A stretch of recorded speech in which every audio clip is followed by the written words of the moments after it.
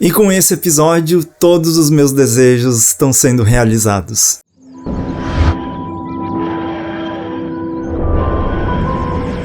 Vamos falar sobre o primeiro episódio do final dessa temporada de Doctor Who, o Wish World, ou também o Mundo dos Desejos. Esse penúltimo episódio, o 7º episódio dessa segunda temporada de Doctor Who, dessa nova era da série.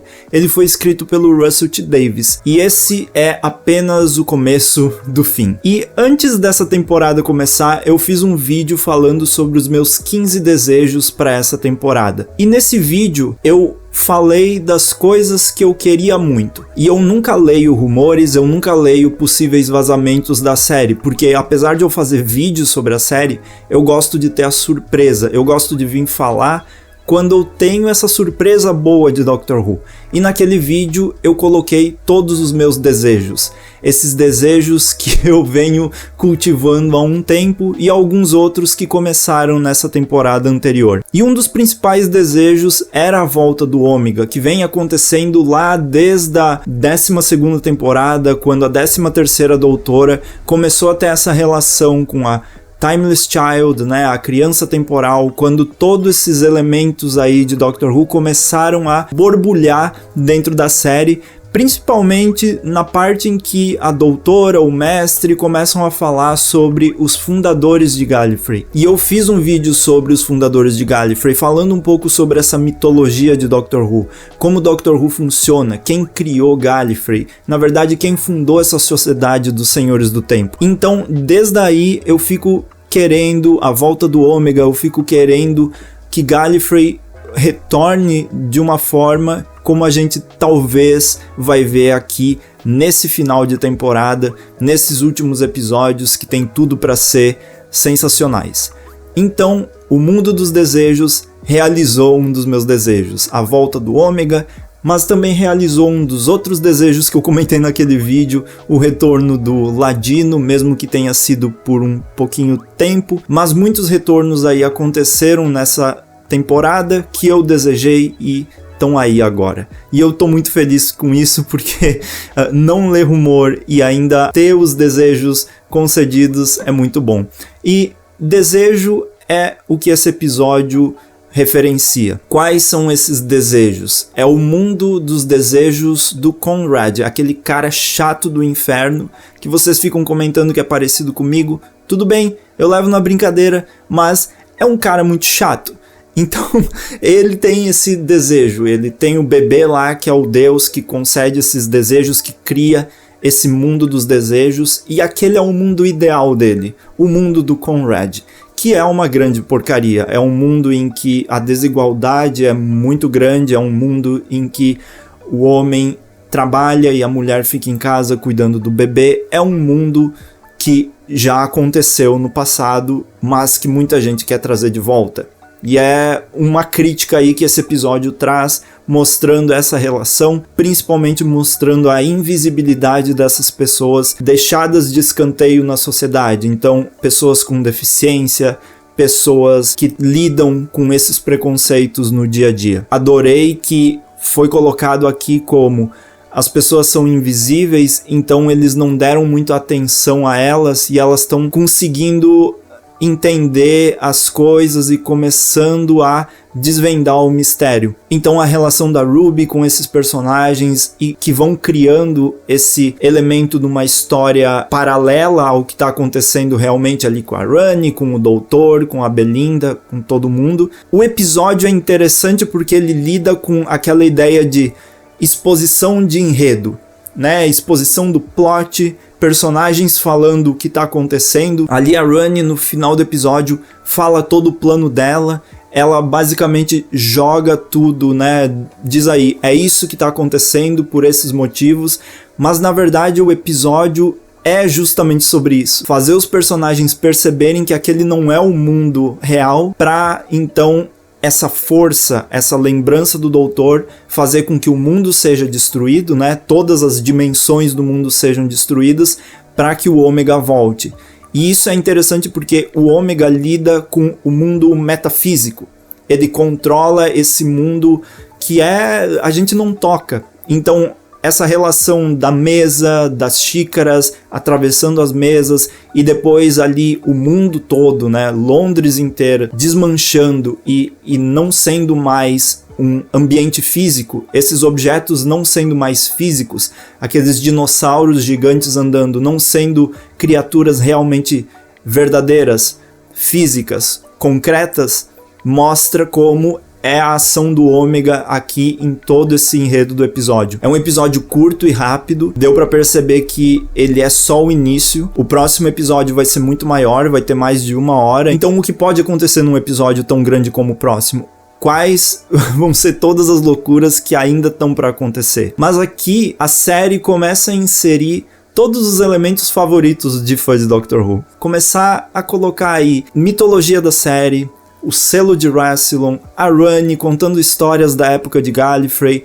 tudo isso vai criando uma história que dá aquela sensação que o principal aqui é Gallifrey, o retorno de Gallifrey, talvez o Ômega recriando Gallifrey, talvez o Ômega e a Rani sendo esses pontos principais para a volta dos Senhores do Tempo. Então é legal a gente começar a ver isso de novo, a série começar a inserir essa mitologia de uma forma mais profunda, porque eu entendo fazer temporadas para novos fãs, eu entendo fazer isso, mas ao mesmo tempo eu acho que é legal sim os novos fãs descobrirem a mitologia da série, porque isso faz com que esses fãs novos que começaram aí talvez na temporada anterior ou começaram só na série nova e não entendem muito o que engloba Doctor Who, porque é muita coisa, desde a série clássica aos livros, aos audiodramas, tudo que tem em Doctor Who é muito denso, são muitos conteúdos. E às vezes a série nova acaba não aprofundando isso, acaba deixando um pouco isso de lado, porque não parece ser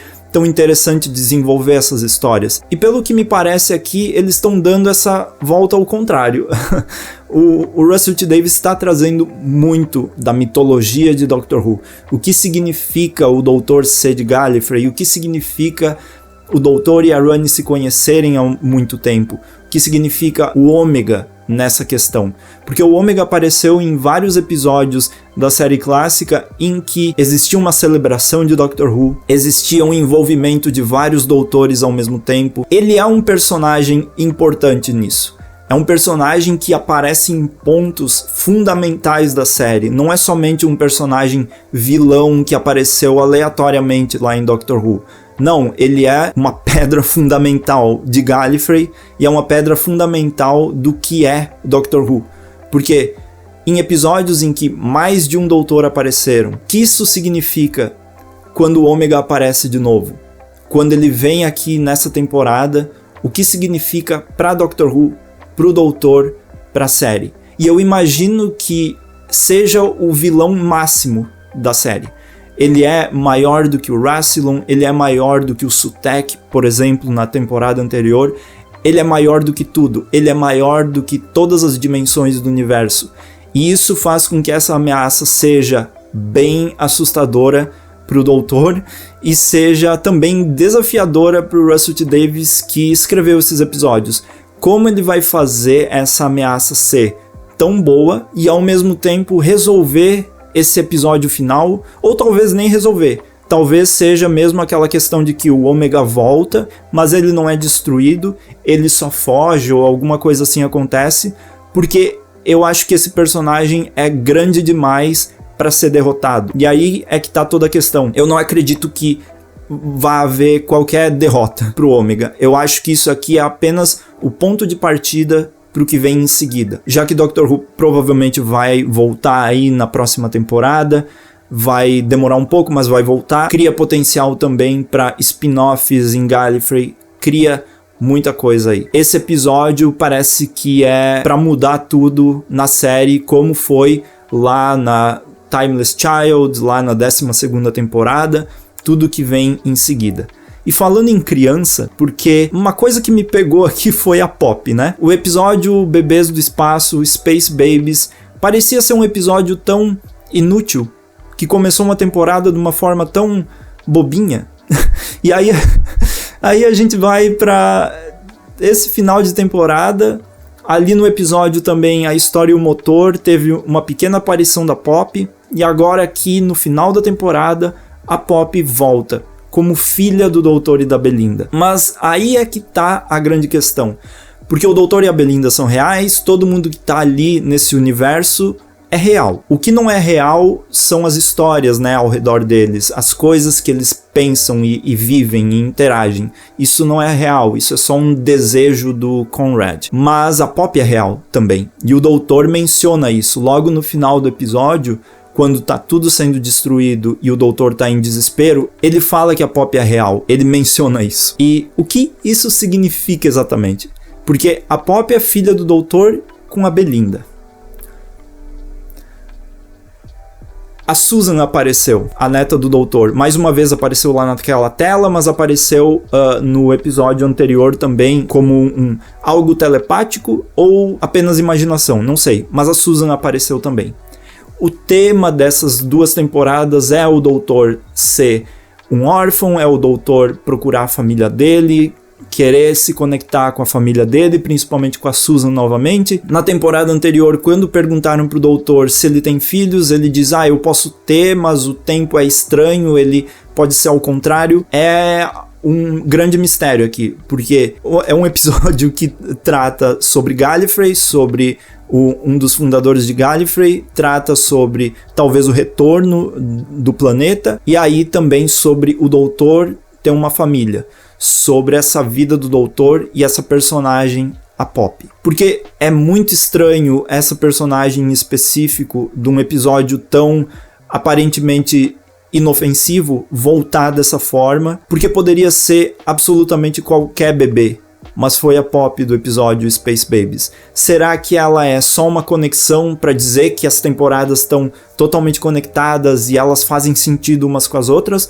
Ou será que a Poppy realmente tem uma missão aí muito maior do que apenas ser um bebê aleatório? É uma grande pergunta que talvez a gente tenha resposta, talvez não tenha resposta, mas que cria um mistério bem legal de assistir, e eu espero que o Russell T. Davies consiga resolver esse mistério de uma forma satisfatória. O Mundo dos Desejos é um episódio que é difícil de conectar com o que vai acontecer, é difícil de dizer o que ele é exatamente, porque esse episódio é como se fosse um prólogo dessa história. Ele começa como um prólogo para o que vem em seguida, porque ele não é algo que conecta muito bem com os nossos personagens durante a temporada.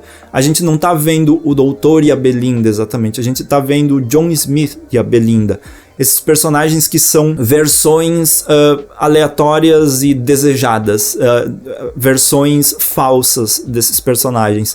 Então a gente não tem essa conexão total com eles dois. São personagens que esqueceram quem são, que estão vivendo ali num mundo que não existe. Então é difícil ter essa noção de como vai ser esse final de temporada, porque até agora ele foi o início de uma história. Mas também eu tô muito empolgado pra ver o que vem em seguida. E esse episódio me lembrou também a trilogia dos monges lá da 10ª temporada, que inclusive eu fiz um vídeo no canal falando sobre essa trilogia e eu acho que acaba ficando bem relevante, e você pode assistir aí no card que vai aparecer. A trilogia dos monges também lida com essa situação de que as pessoas estão vivendo num mundo controladas por um ser de outra dimensão que controla a realidade, que cria um filtro de percepção nessas pessoas que elas não lembram da vida de antes.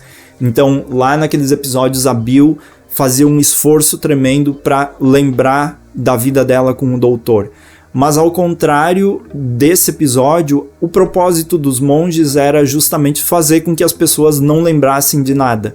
Aqui é ao contrário, aqui o propósito é fazer as pessoas lembrarem, fazer com que essa lembrança crie força para destruir esse mundo dimensional que a gente tem aqui e fazer o Ômega voltar, né?